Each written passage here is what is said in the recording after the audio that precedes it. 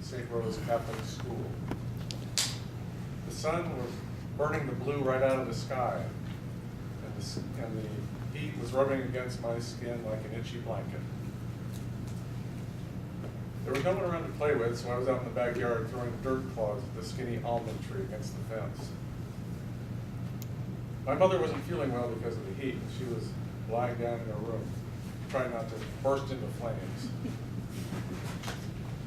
My father was off on maneuvers with the Army for a few days.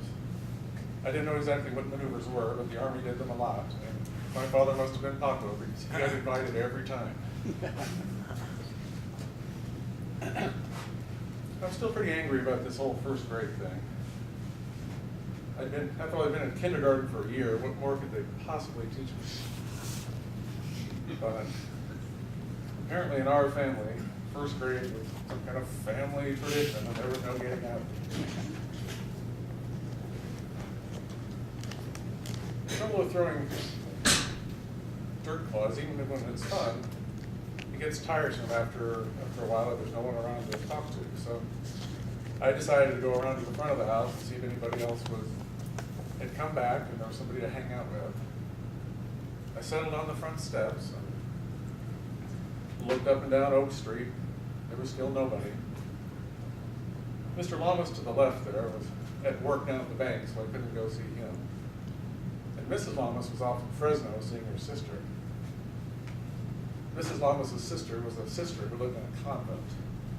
She was old, probably 40. She had skin like wax paper. Her long black nun's outfit made her look like Batman's grandmother.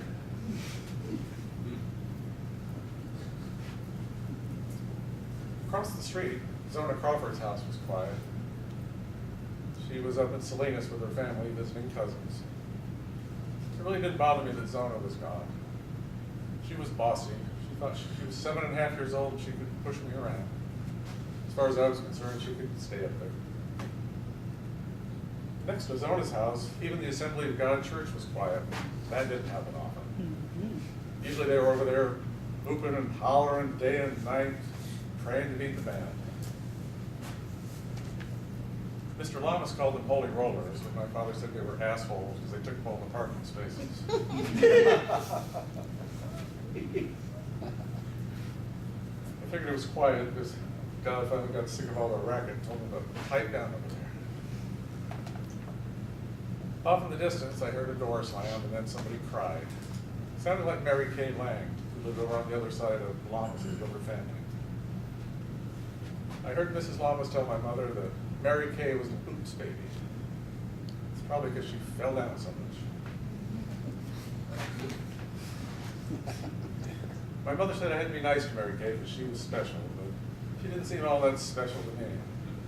She didn't talk much and she couldn't play any games. And the only food she liked were mashed potatoes and red jello. I didn't want to get caught out there and have somebody tell me to go play with Mary Kay, so I decided to go down to the other end of the street and see Miss Easterling. Miss Easterling used to be a school teacher, but my mother said she retired, which is probably why she was asleep in her porch swing so often. Miss Easterling was the only one on our block who could write as well with her left hand as she could with her right. My mother said people like that were amphibious. The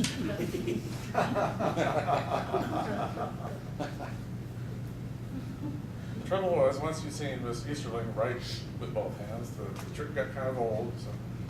But she seemed to like having me around, and I enjoyed being invited to sit on her porch swing.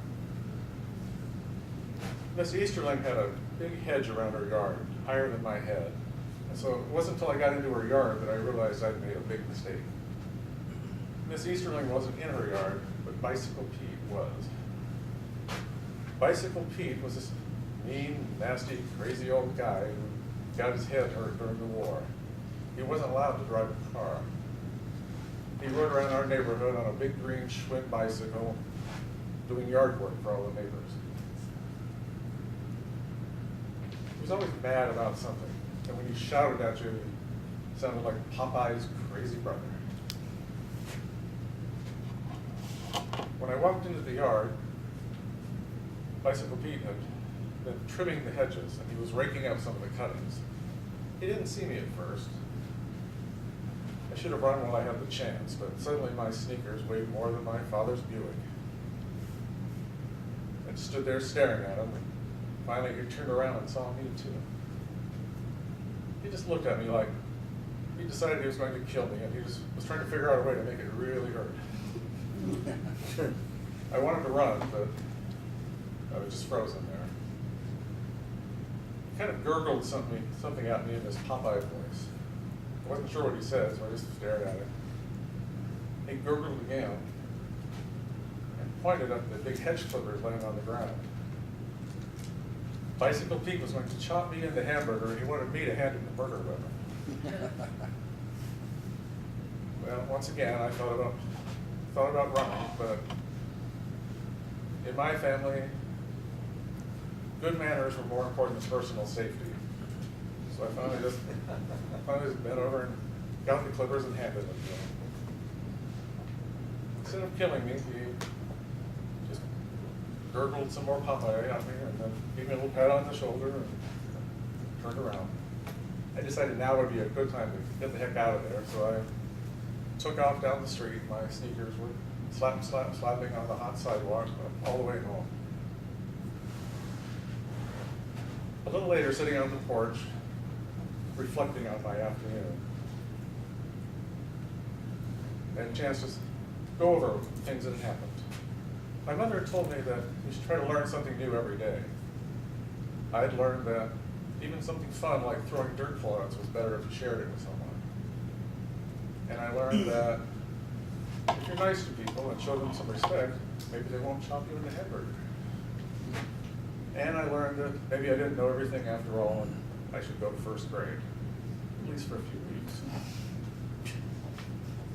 All in all, that's not bad for a blazing August afternoon. Mr. Toastmaster.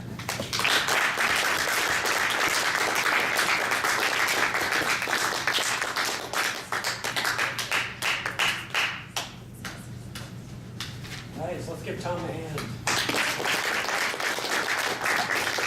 It was really nice. I actually, when I read that speech number 4 focuses on writing for the year, I was trying to think about what that meant. And I was actually an English major. And very often when you, yeah, go to the bathroom, John, that's fine. I'll give them more money. I was there. Hey, appreciate you putting this Oh, I really am a toast.